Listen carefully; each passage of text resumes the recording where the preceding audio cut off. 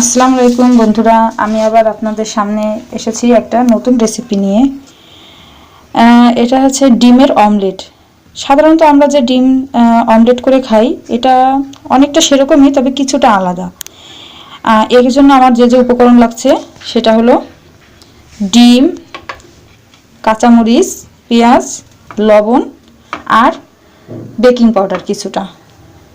তো ঠিক আছে বন্ধুরা, এখন আমি রান্নার শুরুতে চলে যাচ্ছি। আমি একটা ফ্রাই প্যানে প্রথমে তেল নিয়ে নিচ্ছি। খুব বেশি তেলের এখানে প্রয়োজন নেই, আমরা অনেকে ডায়েট করে থাকি, এর জন্য তেল একটু অল্প দিয়ে এই ব্রাশ দিয়ে আপনি ব্রাশ করে নিতে পারেন। আমি একটা বাটিতে কাঁচামরিচ নিয়ে নিয়েছি, পেঁয়াজ, একটা পেঁয়াজ নিলেই হবে,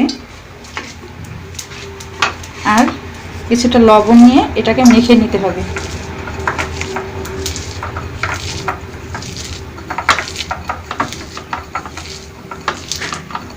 ধনে পাতাও নিতে পারেন, তবে আমি সেটা এখানে ইউজ করিনি।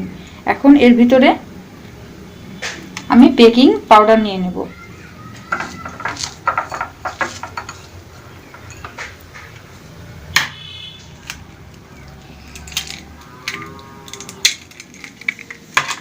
তারপরে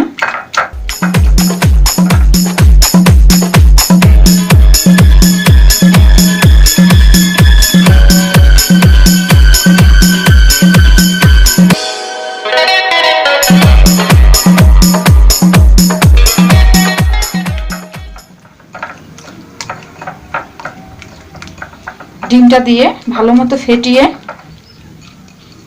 এখন আমি এটা ফ্রাই প্যানে দিয়ে দেব।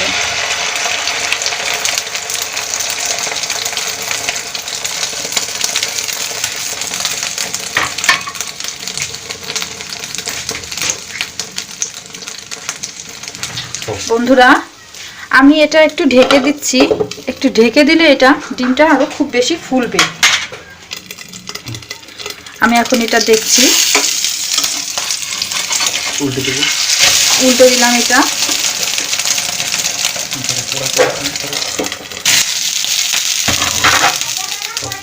বন্ধুরা, যারা এটা একটু কড়া ভাজা খেতে পছন্দ করেন তারা আমার মতো এরকম একটু বাদামি রং করে নেবেন, আর যারা পছন্দ করেন না তারা একটু আগে এটা নামিয়ে ফেলবেন। দেখেন আমার এই ডিমের অমলেটটা কিন্তু অনেকটা ফুলে উঠেছে।